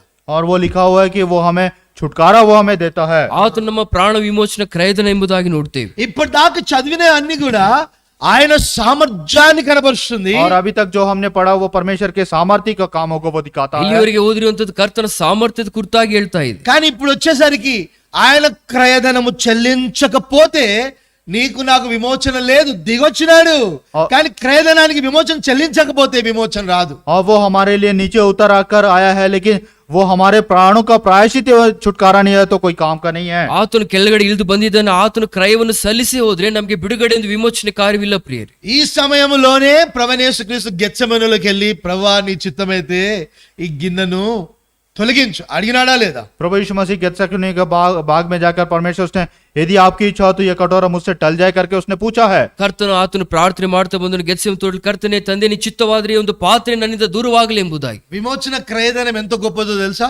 इस मूल्य का जो छुटकारा है, जो प्राणों का जो प्रायश्चित है, कितना बहुमूल्य हम देखते हैं. ವಿಮೋಚನ ಕ್ರಯಧನ ಎಷ್ಟು ದೊಡ್ಡದಾಗಿದೆ ಪ್ರಿಯರೇ. చెప్పండి, ఏం చెల్లించినాడు విమోచన క్రయధనానికి? ఆయన ఏం उस చెల్లించినాడు? छुटकारे के मूल्य चुकाने के लिए उसने क्या What किया did he है? do to redeem us? చెప్పండి. उस छुटकारे को मूल्य चुकाने के लिए उसने क्या किया है? ವಿಮೋಚನೆಗೋಸ್ಕರ ಕರ್ತನು ಮಾಡಿದಂತ ಕಾರ್ಯವೇನಾಗಿದೆ? ఓకే, అది ఆయన చేస్తాడు, అది క్రయధనం కాదు. మనుషు కుమారుడు ఇందుకొరకే వచ్చినాడని ఆయనకు తెలుసు. ఇంకా సృష్టి ఆరంభము కాకముందు నుండే ఆయన స్వయంభవుడైన వాడు, ఎప్పటికీ కూడా తండ్రితో వేరుగా లేనివాడు. సిలువలో ఆయన చెల్లించాల్సిన క్రయం ఏంటంటే తండ్రి ఆయన చేయి విడవాలి, ఈయన తండ్రికి విముఖుడై ఉండాలి, ఈయన శిక్షను అనుభవించాలి. ఆ విముఖుడవడమే ఆయన క్రయధనంగా, విమోచనంగా, ఆయన విమోచన క్రయధనంగా మన కొరకు చెల్లించినాడు. రక్తము కేవలము ఆయన ఈ రీతిగా చెల్లించి ఆ రీతి తీసుకోవచ్చు. ప్రాణం ఇచ్చుటకు తీసుకున్నట్టుకు అధికారం ఉందన్నాడు. కానీ అసలు క్రయధనం ఏంటంటే ఆయన తండ్రి చేయి అతని విడిచిపెడుతున్నప్పుడు ఆ భయము చేత కంపింపబడి ప్రభువా నీ చిత్తమైతే ఈ గిన్నె నాను తీసివేయి అని అడిగి, అయినప్పటికీ కూడా తండ్రి ఆయన చేయి విడవలసిన పరిస్థితి వస్తుందని తెలిసి కూడా ఒప్పుకొని సిలువెక్కినాడు. చూడు, అది క్రయధనం. और इस छुटकारे का अर्थ हम देखते हैं किस रीति से प्रभु यीशु मसीह जो सारी सृष्टि का वो जो है, सारी सृष्टि को जब से वो पिता के साथ में था, उसको इस बात का डर था कि उसने गेत्सेमनी के बाग में उसने कहा, पिता यदि आपकी इच्छा हो तो ये कटोरा मुझसे, उसका कहने का अर्थ है कि जब से सृष्टि बनी है तब से पिता से वो दूर नहीं हुआ, पिता से वो विमुख नहीं हुआ था. और उसको इस बात का डर कि पिता मेरा हाथ छोड़ देगा, इसलिए वो जो छुटकारा है उसने कलवरी क्रूस के ऊपर उसने कहा कि मेरा अधिकार है, मैं लहू बहा भी सकता हूँ, वापिस अपना प्राण में वापिस ले भी सकता हूँ. लेकिन उसको इस बात का जो क्रय पिता से वो दूर होने था, वो छुटकारा उसने हमारे लिए उसने किया है। ಸೃಷ್ಟಿಗೆ ಮುಂಚಿತವಾಗಿರುವಂತಹ ಕರ್ತನು, ತಂದೆಗೆ ಎಂದಿಗೂ ಸಹ ವಿಮುಖನಾಗದೇ ಇರುವಂತಹ ಕರ್ತನು, ತಂದೆಯೊಟ್ಟಿಗೆ ಏಕವಾಗಿರುವಂತಹ ಕರ್ತನು ಆ ಒಂದು ಶಿಲುಬೆಯಲ್ಲಿ ನಮಗೋಸ್ಕರ ಆತನು ತಂದೆ ಆತನು ಕೈ ಬಿಡ್ತಾನೆ ಎಂಬುದಾಗಿ ಗೊತ್ತಿದ್ರೂ ಸಹ ಇಷ್ಟಪೂರ್ವಕವಾಗಿ ಆತನು ಸ್ವಚ್ಛಂದವಾಗಿ ತನ್ನಂತನು ಒಪ್ಪಿಸಿಕೊಡುವಂಥದ್ದೇ ಆ ಒಂದು ಕ್ರಯಧನವಾಗಿದೆ ಪ್ರಿಯರೇ. ఆయన నాకు సమీపంగా వచ్చినాడంటే తండ్రి అతని చేయి విడవాల్సి వచ్చిన పరిస్థితి వచ్చింది. वो मेरे समीप आया या मेरे निकट आया, तो इसका अर्थ है पिता से उसका हाथ वो दूर हो गया है। ಆತ ನಮಗೆ ಸಮೀಪಸ್ಥನಾಗಿದ್ದಾನೆ ಎಂಬುದಾಗಿ ಅರ್ಥವೇನೆಂತಂದ್ರೆ ತಂದೆಯು ತನ್ನ ಮಗನ ಕೈಯನ್ನು ಆತನು ಬಿಟ್ಟಿದ್ದಾನೆಂಬುದಾಗಿ. ఆయన చెల్లించిన క్రయధనం ఏంటంటే, తండ్రి తండ్రి నీవేళ నా చేయి విడిచితివి, ఈ యొక్క క్రయధనం ఆయన చెల్లించాల్సి వచ్చింది. और ये जो छुटकारा है किस प्रकार से वो कहता है, हे पिता क्यों तूने मेरा हाथ छोड़ दिया है। ತಂದೆ, ನನ್ನ ತಂದೆ ಯಾಕೆ ನನ್ನ ಕೈ ಬಿಟ್ಟಿದೆ ಎಂಬುದಾಗಿ ಆತನು ಮೊರೆ ಇಡುವಾಗ ಅದು ನಿಜವಂತ ಕ್ರಯಧನವು ಕರ್ತನು ನಮಗೋಸ್ಕರ ಸಲ್ಲಿಸಿದ್ದಾನೆ. రక్షించుటకు నా కొరకు అట్టి విమోచన క్రయధనాన్ని చెల్లించిన నా ప్రభువును రక్షకుడును భర్త అయిన ప్రభువైన యేసుక్రీస్తును ఈ కాలం ఆరాధించడానికి వస్తున్నాను. ఎందుకనగా సృష్టి ఆరంభం కాకముందు నుండే ఆయన ఎన్నడూ తండ్రికి వేరుగా లేని ఒక్కడే ఉన్న ఆ కుమారుడు ఈ రోజు వేరైనాడు నా కొరకు. ఆ క్రయధనాన్ని బట్టి ఆయన ఆరాధిస్తాను. सृष्टि के शुरुआत से हम देखते हैं कि वो पिता के साथ था, कभी भी वो पिता से अलग नहीं हुआ है। इतना महान छुटकारा उसने हमारे लिए किया है कि वो हमारे निकट आकर हमारे साथ वो रहकर पिता से उसका हाथ वो छोड़ दिया है। ಈ ರೀತಿಯಲ್ಲಿ ಕರ್ತನು ನಮಗೆ ಸಮೀಪಸ್ಥನಾಗುವುದಕ್ಕೋಸ್ಕರ ಸೃಷ್ಟಿಗೆ ಮುಂಚಿತವಾಗಿದ್ದಂತ ಕರ್ತನು, ತಂದೆಗೆ ಬೇರಾಗಿ ಎಂದಿಗೂ ಸಹ ಇಲ್ಲದೆ ಇರುವಂತ ಕರ್ತನು ನಮಗೋಸ್ಕರ ತಂದೆಯಿಂದ ದೂರ ಆಗೋದಕ್ಕೆ ಇಷ್ಟಪಟ್ಟನು. ತಂದೆಯು ಆತನ ಮಗನ ಕೈ ಬಿಡೋದಕ್ಕೆ ಆತನು ಇಷ್ಟಪಟ್ಟನು ಪ್ರಿಯರೇ. అందుకు ఆరాధించొచ్చా ఆరాధించొద్దా? इस कारण क्या हम परमेश्वर की आराधना करना है या हम चुपचाप हमें रहना है? ಒಂದು ಕಾರಣದಿಂದ ಆರಾಧನೆ ಮಾಡಬೇಕಲ್ವಾ ಪ್ರಿಯರೇ? తండ్రితో తన సంబంధం దూరం అవుతుందని తెలిసిన నాకు సమీపంగా వచ్చినాడు చూడు, విమోచన చెల్లించినాడు చూడు. ఆ ఒక్క కారణంలోనే, ఆ యొక్క త్యాగంలోనే ఆయన నన్ను ఎంత ప్రేమించినాడో అర్థమవుతుంది. और इस प्रेम को हम समझ सकते हैं किस रीति से उसने हमसे प्रेम किया है। जगत की उस उत्पत्ति से पहले, उत्पत्ति से शुरुआत से ही पिता के साथ उसका जो संबंध बनाए रखा। लेकिन हम जैसे हम लोग जो को बचाने के लिए परमेश्वर प्रभु यीशु मसीह ने पिता का हाथ छोड़कर हमें महान छुटकारा उद्धार हमें दिया है। ಆತನು ನಮಗೆ ಸಮೀಪಸ್ಥನಾಗುವಾಗ ತಂದೆ ಆತನು ಬದಿಗಿಡ್ತಾನೆ, ಆತನು ಕೈ ಬಿಡ್ತಾನೆ, ಆತನಿಗೆ ದೂರವಾಗಿರ್ತಾನೆ ಎಂಬುದಾಗಿ ಗೊತ್ತಿದ್ರು ಸಹ ಮಗನಂತ ಯೇಸು ಕ್ರಿಸ್ತನು ನಮಗೋಸ್ಕರ, ನಮಗೆ ಸಮೀಪವಾಗಿ ಬರೋದಕ್ಕೋಸ್ಕರ ಆತನು ತೋರಿಸಿದಂತ ಪ್ರೀತಿಯಲ್ಲಿ ಗೊತ್ತಾಗುತ್ತೆ ಆತನ ತ್ಯಾಗವು ಎಷ್ಟು ದೊಡ್ಡದಾಗಿದೆ ಎಂಬುದಾಗಿ. నాకు త్వరపడి సహాయపడుతూ వచ్చినాడు. मुझे बड़ी तीव्रता से उसने हमें सहायता किया है। ಬೇಗನೆ ತನ್ನ ಸಹಾಯ ನಮಗೆ ಆತನು ಕೊಟ್ಟಿದ್ದಾನೆ. కీర్తనలు 22:19 నా దేవా త్వరపడి నాకు సహాయం చేయమని అడుగుతూ వచ్చిన మాట, దేవుడు త్వరపడి సహాయం చేస్తూ వచ్చినాడు. भजन 22 अध्याय उसका 19 वचन में कहता है, हे यहोवा तू दूर न रह, हे मेरे सहायक मेरी सहायता के लिए फुर्ती कर। 22:19 ಕರ್ತನೇ, ನನಗೆ ದೂರವಾಗಿರಬೇಡ, ನನಗೆ ವಿಮುಖನಾಗಿರಬೇಡ, ನನಗೆ ಸಹಾಯ ಮಾಡಿ. ఆయన నన్ను త్వరపడి రక్షించినందుకు ఆయన ఆరాధిస్తున్నాను. परमेश्वर ने मुझे उद्धार देने के लिए फुर्ती किया है, इसलिए मैं परमेश्वर की आराधना में करता ಬೇಗನೆ हूं। ಕರ್ತನ ರಕ್ಷಣೆ ಬಂದ ಕಾರಣದಿಂದ ನಾನು ಆರಾಧನೆ ಆತನಿಗೆ ಸಲ್ಲಿಸ್ತೇನೆ. చెప్పబడిన వాక్యాన్ని అనుసరించి ఆరాధించాలి. మళ్ళా పాత ఆరాధన, వాడిపోయిన ఆరిపోయిన ఆరాధనలు వద్దు. जो वचन बताया गया है वचन के अनुसार हमें आराधना करना है। पुरानी आराधना या फिर जो लगातार हम आराधना करते वो आराधना हमें नहीं करनी है। ಹಳೆ ಒಂದು ಆರಾಧನೆಯು ಅಭ್ಯಾಸ ರೀತಿಯಾಗಿ ಮಾಡ್ತಾ ಆರಾಧನೆ ಬೇಡ. ಆದ್ರೆ ಕರ್ತನ ವಾಕ್ಯದ ಬೆಳಕಿನಲ್ಲಿ ನಾವು ಕೇಳ್ತಾ ಬಂದಿದೆಯೋ కొంతమందికి ఏడుస్తేనే ఆరాధన అనుకుంటారు. कुछ लोग ऐसा सोचते हैं आराधना में रोने से ही आराधना है। ಕೆಲವೊಬ್ರು ಅನ್ಕೊಳ್ತಾರೆ ನಾನು ಹತ್ತನೇ ಮಾತ್ರ ಕರ್ತನ ಆರಾಧನೆ ಮಾಡ್ತೇನೆ ಎಂಬುದಾಗಿ. గ్రహింపుతో కేవలం ఒక్క మాట మౌనంగా పలికిన అది ఆరాధనే, గ్రహింపు లేకుండా ఎలుగెత్తి ఏడ్చిన అది ఆరాధన కిందికి రాదు. यदि हम सोच विचार के साथ यदि हम एक बात भी हम कहेंगे वो हमारे लिए आराधना है। ಗ್ರಹಿಸುವಿಕೆಯಿಂದ ಒಂದು ಮಾತಲ್ಲಿ ನಾವು ಆರಾಧನೆ ಮಾಡಿದ್ರೆ ಆರಾಧನೆ ಎಂಬುದಾಗಿ ಎಣಿಸಲ್ಪಡುತ್ತೆ. ಗ್ರಹಿಸುವಿಕೆ ಇಲ್ಲದೆ ನಾವು ಎಷ್ಟು ಕೂಗಾಡಿ ನಾವು ಹತ್ತರೂ ಸಹ ಅದು ಆರಾಧನೆಗೆ ಎಣಿಸಲ್ಪಡುವುದಿಲ್ಲ. ఒక మంచి మాటను ఉపయోగిస్తాము ఆయన ఆరాధించేటప్పుడు. కీర్తనలు 31:5 आराधना करने के समय में एक अच्छी बात का हम इस्तेमाल करेंगे। भजन संहिता 31 अध्याय और उसका 5 वचन। ಆರನೇ ಸಮಯದಲ್ಲಿ 31ನೇ ಕೀರ್ತನೆ 5ನೇ ವಚನ ನಾವು ಬಳಸಿಕೊಳ್ಳೋಣ. నా ఆత్మను నీ చేతికి అప్పగించున్నాను, Thine hand I Jehovah commit my spirit, Satyadeva Yehova, నన్ను విమోచించువాడవు నీవే. लेकर मुक्त किया है। ఏమని ఆరాధిస్తాము? किस रीति से हमें आराधना యెహోవా करना? సత్యదేవా నన్ను విమోచించిన వాడవు నీవే. हे यहोवा, हे सत्यवादी ईश्वर, तूने ही मोल लेकर मुझे मुक्त किया है। ಸತ್ಯವಂತನ ಅಂತ ದೇವರೇ ನೀನೇ ನನಗೆ ಬಿಡುಗಡೆ ಕೊಟ್ಟಿದ್ದೀಯ. రక్షణ సత్యం అని రాయబడింది కదా అతని గురించి. वहाँ पे लिखा हुआ है कि उद्धार का सत्य, ರಕ್ಷಣೆಯ ಸತ್ಯತೆ ಎಂಬುದಾಗಿ. ఆ రక్షణ సత్యమైన సత్యదేవుడు నన్ను విమోచించిన వాడని ఆయన్ని నీ హృదయకాలంలో ఆరాధిస్తాను. और उद्धार का जो सत्य है, सत्यवादी ईश्वर, तूने मुझे मोल लेकर मुझे मुक्त किया है. ರಕ್ಷಣ ಸತ್ಯವಂತ ದೇವರು ನಮಗೋಸ್ಕರ ಕ್ರಯವನ್ನು ಸಲ್ಲಿಸಿ ನಮಗೋಸ್ಕರ ವಿಮೋಚನೆ ఈ ಕಾರ್ಯ ఒక్క ಮಾಡಿದ್ದಾರೆ. మాట చాలు ఆయన నువ్వు ఆరాధించేసినట్టే. और इस एक बात से हम परमेश्वर की हृदय पूर्वक हम उसकी आराधना हम कर सकते हैं. ಇದೊಂದು ಮಾತು ಸಾಕು ಹೃದಯಪೂರ್ವಕವಾಗಿ ನಮ್ಮ ಆರಾಧನೆ ಮಾಡೋದಕ್ಕಾಗಿ ಪ್ರಿಯರೇ. ఇంకొక కార్యం చేస్తూ వచ్చినాడు. और एक कार्य परमेश्वर ने किया है. విమోచన జరిగిన వెంటనే ఒక కార్యం జరుగుతూ వచ్చింది. छुटकारा होने के बाद तुरंत एक कार्य होता है. విమోచన ఆದ್ಮೇಲೆ ಒಂದು ಕಾರ್ಯ ನಡೆಯುತ್ತಾ ಬಂದಿದೆ. ఆయన ఆఖరి భోజనమున ఒక పాత్రను ఎత్తుకొని ఇది మీ కొరకేనా ఒక ఏంటంట బ్రేక్ఫాస్ట్ చేయలేదా? ఏం నిబంధన? నూతన నిబంధన. మాట్లాడాలి గట్టిగా. प्रभु यीशु मसीह ने भोजन लेने के बाद प्याला ने उसने कहा कि ये मेरे लहू में तुम्हारे लिए एक नई वाचा है. ಆತನು ಊಟವಾದ ಮೇಲೆ ಪಾತ್ರೆ ಎತ್ತುಕೊಂಡವರಾಗಿ ನನ್ನ ರಕ್ತದ ಮೂಲಕ ಉಂಟಾದಂತ ಹೊಸ ಒಡಂಬಡಿಕೆ ಎಂಬುದಾಗಿ ಹೇಳಿದ. 11 भजन 111 9వ వచనం. 111ನೇ కీರ್ತನೆ वचन 9ನೇ ವಚನ. రెండో భాగం చదువుదాము. और उसका दूसरा भाग हम पढ़ लेंगे. ఆయన తన నిబంధన ఆయన నిత్యముగా ఉండు నిర్ణయించువాడు. ఆయన నామం పరిశుద్ధమైనది, పూజింపదగినది. ఏంటంట? ఆయన నిబంధన నిత్యము ఉండనిచ్చువాడు. ఎట్లా నిబంధన వచ్చింది మనకు? किस रीत ఆ, 9 वचन, उसने अपनी प्रजा का उद्धार किया है, उसने अपनी वाचा को सदा के लिए ठहराया, उसका नाम पवित्र और भय योग्य है. ಯಾವ ರೀತಿಯಲ್ಲಿ ತನ್ನ ಒಂದು ಒಡಂಬಡಿಕೆ ತನ್ನ ಪ್ರಜల ಒಟ್ಟಿಗೆ ಕರ್ತನ ಮಾಡಿದ್ದಾರೆ ಪ್ರಿಯರೇ. ఆ. మళ్ళీ ఒకసారి చదువుదామా? और एक बार हम पढ़ लेंगे. 9వ వచనం మొత్తం చదువుదాము గట్టిగా, నాకు మీ స్వరాలు వినబడాలి. भजन 111 अध्याय उसका 9 वचन ऊंचे स्वर से हम पढ़ लेंगे. 111ನೇ కీర్తನೆ 9ನೇ ఆయన వచనం. తన ప్రజలకు విమోచనము కలుగజేయవాడు. తన నిబంధన ఆయన నిత్యంగా నిర్ణయించువాడు. ఇప్పుడు ఏం చేసినాడంట? విమోచన కలగగానే మన కొరకు నిబంధనను నిర్ణయించిన వాడు ఆయన. और उसने हमें छुटकारा देने के बाद वाचा को हमारे लिए उसने ठहराया అందుకే है. సిలువ ఎక్కక ముందుకు ఆయన నూతన నిబంధనను గురించి మాట్లాడుతున్నాడు. और इसलिए हम देखते हैं कि प्रभु यीशु मसीह क्रूस में जाने से पहले वो नई वाचा के बारे में वो बातें कर रहा ಶಿಲುಬೆಯಲ್ಲಿ है. ಕರ್ತನು ಅಂತ ಮುಂಚಿತವಾಗಿ ಆಗ ಹೋದ ಸಮಯದಲ್ಲಿ ಕರ್ತನು ಆ ಒಂದು ಹೊಸ ಒಡಂಬಡಿಕೆ ಗುರುತಾಗಿ ಹೇಳ್ತಾ ಇದ್ದಾರೆ. రక్షింపబడిన పాపి ఆయన పాత నిబంధనల నుండి ఒకేసారి నూతన నిబంధనలోనికి వచ్చేస్తున్నాడు.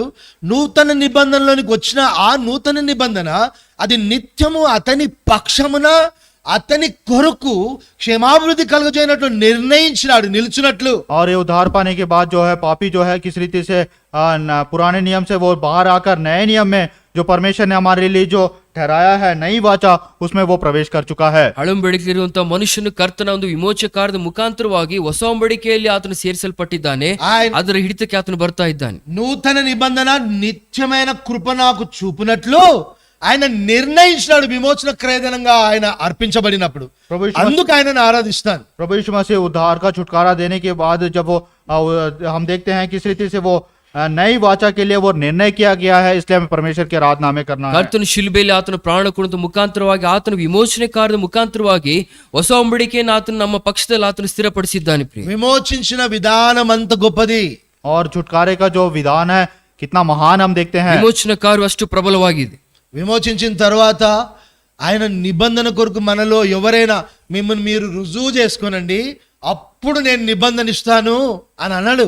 ఆయన ఏం చేసినాడంటే విమోచించిన వెంటనే నువ్వు నూతన సృష్టివి, నీకు నూతన నిబంధన వస్తుంది, నూతన నిబంధన క్రింద నువ్వు కాపాడబడతావు, అది నిత్యం నీ కొరకు నిలిచి ఉంటుందని నిర్ణయించినాను అని చెప్తున్నాడు. और उद्धार पाने के बाद परमेश्वर ने हमें तुरंत हमें नई वाचा में उसने हमें ठहराया है और उसमें हमें सुरक्षित किया है और उसमें वो दिन प्रतिदिन हमें वो लेके चल रहा है. ರಕ್ಷಣೆ ಒಂದ ತಕ್ಷಣವೇ ಕರ್ತನು ನಿಮ್ಮನ್ನು ನೀವು ರುಜುವಾತ್ ಮಾಡ್ಕೊಳ್ಳಿ ಎಂಬುದಾಗಿ ಆತನು ಕೇಳ್ತಾ ಇಲ್ಲ. ಆದ್ರೆ ತಕ್ಷಣವೇ ನೀವು ಹೊಸ ಸೃಷ್ಟಿಯಾಗಿ ಮಾಡಲ್ಪಟ್ಟಿದ್ದೀರಾ, ಆ ಒಂದು ಹೊಸ ಒಡಂಬಡಿಕೆ ಕೆಳಗೆ ನೀವು ಸೇರಿಸಲ್ಪಟ್ಟಿದ್ದೀರಿ ಎಂಬುದಾಗಿ ಕರ್ತನು ಹೇಳ್ತಾ ಇದ್ದಾರೆ. మీకు ఓ విషయం గుర్తు చేస్తా. एक बात आपको स्मरण दिलाना ಒಂದು चाहता ವಿಷಯ हूं. ನಿಮಗೆ ನೆನಪು ಮಾಡ್ತೀವಿ. నూతన నిబంధన నీ పక్షం నిత్యం నిలుస్తున్న కారణాన్ని బట్టే నీవు శిక్షావిధి క్రిందికి రావు. नई वाचा जो है हमारे लिए ठहराया गया है, इसलिए हम उस दंड के नीचे हम नहीं है. ಈ ರೀತಿಯಲ್ಲಿ ಒಂದು ಯಾವುದೊಂದು ಶಿಕ್ಷಾ ವಿಧಿಗೆ ನಾವು ಸೇರಿಸಲ್ಪಡ್ತಾ ಇಲ್ಲ. ಕಾರಣವೇಂತಂದ್ರೆ ಹೊಸ ಒಡಂಬಡಿಕೆಯ ಕೆಳಗಡೆ ನಾವು ನಿಲ್ಲಿಸಲ್ಪಟ್ಟಿದ್ದೇವೆ. ఆ నిబంధనలో ఒక అద్భుతం జరిగింది. और उस नई वाचा में एक अद्भुत बात हम देखते हैं. ಹೊಸ ಒಡಂಬಡಿಕೆಯಲ್ಲಿ ಒಂದು ದೊಡ್ಡ ಕಾರ್ಯವು ನಡೆದಿದೆ. ఆయన యందు విశ్వాసం ఉంచిన వాడు ఇంకా పాతవి గతించి నూతనమైపోయినాడు గనుక పాత దాని యొక్క శిక్ష అతని మీద లేదు. కారణము ఆ యొక్క పాతది క్రీస్తు శిలువను దాటి రావాలి. క్రీస్తు శిలువను దాటుతున్న వెంటనే ఆ శిక్షా విధి అక్కడ క్రీస్తు మీదకి వచ్చేసింది. బయటకు వచ్చిన వ్యక్తి మీదకి శిక్షా విధి రాలేదు ఇంకా. और हम देखते हैं किस रीति से जो हम वहाँ पाप से जब हम बाहर निकलेंगे तो हमारे ऊपर पाप का जो दंड नहीं है, लेकिन हम जब नई वाचा में आ जाते हैं, पुरानी जो बातें हैं क्रूस के तक की वहां तक सीमित रहकर प्रभु के उस पाप के उस दंड से हम बाहर आ जाते हैं। ಈ ರೀತಿಯಲ್ಲಿ ಪಾಪದ ಪರಿಣಾಮ ನಮ್ಮನ್ನು ಹಳೆ ಮುಡಿಕೊಂಡು ದಾಟ್ಕೊಂಡು ಬಂದಿಲ್ಲ. ಕಾರಣವೇ ಅಂತಂದ್ರೆ ಆ ಒಂದು ಮರಣವು ಯೇಸು ಕ್ರಿಸ್ತನ ಆತನು ಹೊತ್ತುಕೊಂಡ ಕಾರಣದಿಂದ ನಮ್ಮ ಮೇಲೆ ಬರೆದ ಮರಣವು ಕರ್ತನ ಮೇಲೆ ಹಾಕಲ್ಪಟ್ಟವರಾಗಿ ನಾವು ಸ್ವತಂತ್ರವಾಗಿ ಮಾಡಲ್ಪಟ್ಟಿದ್ದೇವೆ. కరోనా టైంలో ఏం జరిగింది, అందరు కూడా శానిటైజర్ పాట్స్ నుంచి ఆ గేట్స్ దగ్గర శానిటైజర్ పాట్స్ పెట్టినారు. कोरोना के समय में हमने देखा है कि हर एक जहाँ पे हम मुख्य द्वार से हम जब प्रवेश करें हर एक जगह में सैनिटाइजर रखा हुआ था। ಮರಣ ಸಮಯದಲ್ಲಿ ಮುಖ್ಯ ದ್ವಾರ ಬಳಿಯಲ್ಲಿ ಒಂದು ಸ್ಯಾನಿಟೈಸರ್ ಅವರು ಇಡ್ತಾ ಬಂದಿದ್ದಾರೆ. మనము దానిలోనికి వెళ్ళక ముందుకు మన మీద వైరస్ ఉంది. और जब हम उसमें प्रवेश करने से पहले हमारे ऊपर जो वायरस है, ಪ್ರವೇಶ ಮಾಡಿದ ಮುಂಚಿತವಾಗಿ ನಮ್ಮ ಕೈಯಲ್ಲಿ ವೈರಸ್ ಇದೆ. దాన్ని దాటి వెళ్ళిన తర్వాత వైరస్ పోయిందా ఉందా? और उस मुख्य द्वार से जब हम प्राप्त तो क्या वायरस चले गया है? फिर है। ದಾಟಿಕೊಂಡು ಹೋಗುವ ಒಂದು ಕ್ರಿಮಿ ನಮ್ಮಿಂದ ಅದು ದಾಟಿ ಹೋಗಿದೆ ಇಲ್ಲ ಪ್ರಿಯರೇ. ఆ రీతిగానే మనం పాత నిబంధన క్రింద పాత పురుషుని యొక్క ప్రభావం చేత క్రీస్తులోనికి ప్రవేశిస్తున్నప్పుడు ఈ పాతది గతించిపోయింది సిలువలో. కారణము ఆయన దానికి శిక్ష వేసినాడు, అది అడ్రస్ అయిపోయింది. It was addressed by God. అది అక్కడే దానికి జవాబు వచ్చింది. దానిలో నుంచి బయటకు వస్తున్నప్పుడు నువ్వు నూతన సృష్టి, ఇంకా పాత వేదు గతించిపోయింది, అది ఇంకేం మాత్రం నీతో రాదు. ठीक इसी रीति से हमारा जो पुराना मनुष्य था, जब हम उस पाप के अधिकार में थे, जब हम परमेश्वर के उस क्रूस के पास आते हैं तो क्रूस के पास हर एक जो है वहां पे रोक दिया जाता है और उसमें पार होकर परमेश्वर ने हमारे लिए नई वाचक उसने ठहराया है। ನಮ್ಮೊಂದು ಗತ ಪುರುಷನ ಒಂದು ಶಿಲುವೆ ಬಳಿಗೆ ಬರುವಾಗ ಆ ಒಂದು ಯೇಸು ಕ್ರಿಸ್ತನನ್ನು ಅದು ಎದುರುಗೊಳ್ಳುವಾಗ ಅದು ಅಲ್ಲಿ ಅದು ನಾಶವಾಗಿದೆ, ನಾವು ಬಿಡುಗಡೆ ಹೊಂದಿದವರಾಗಿ ನೂತನ ಸೃಷ್ಟಿಯಾಗಿ ನಾವು ಹೊರಗಡೆ ಬರ್ತಾ ಇದ್ದೇವೆ ಪ್ರಿಯರೇ. అందుకే ఆయనను ఆరాధిస్తాం. और इसलिए परमेश्वर की आराधना में करना ಎಂದು है। ಕಾಣದ ಕರ್ತನಿಗೆ ಆರಾಧನೆ ಸಲ್ಲಿಸಬೇಕಾಗಿದೆ. ఇంకోటి ఆఖరిగా చూద్దాము. अंत में और एक बात हम కొనే देखेंगे। కీర్తనలు 70వ అధ్యాయము भजन 70 अध्याय 70ನೇ ಕೀರ್ತನೆ 2-3. और उसका दूसरा और तीसरा 2-3 वचन। ವಚನಗಳು. भजन 70 अध्याय उसका दूसरा और तीसरा वचन 70ನೇ ಕೀರ್ತನೆ 2-3 ವಚನಗಳು. కలిసి చదువుకుందాం. सब मिलकर हम पढ़ लेंगे। ಸೇರಿ ಓದ್ಕೊಳ್ಳೋಣ. నా ప్రాణము తీయగోరు వారు సిగ్గుపడి అవమానం పొందుదురుగాక, నాకు కీడు చేయగోరు వారు వెనుకకు మళ్లింపబడి సిగ్గునందుదురుగాక. ఆహా ఆహా అని పలుకువారు తమకు కలిగిన అవమానమును చూచి విస్మయం పొందుదురుగాక. సిలువలో ఏం జరిగింది? क्रूस पर क्या हुआ है? ಶಿಲುಬೆಯಲ್ಲಿ ಏನ್ ನಡೆದಿದೆ ಪ್ರಿಯರೇ? సాతానుకి ఈ పరిస్థితి సంభవించింది. शैतान को ये परिस्थिति हुआ है। ಸೈತಾನಿಗೆ ಈ ಸ್ಥಿತಿ ಸಂಭವಿಸಿದೆ. నా ప్రాణం తీయగోరిన వాడు ఒక్కడే. मेरे प्राण को निकालने वाला केवल वही ನನ್ನ है। ಪ್ರಾಣ ತೆಗೆಯಷ್ಟು ಅಧಿಕಾರ ಆತನಿಗಿದೆ. వాడికి ఏమైంది? उसे क्या हुआ है? ఆతనికి ఏನಾಗಿದೆ?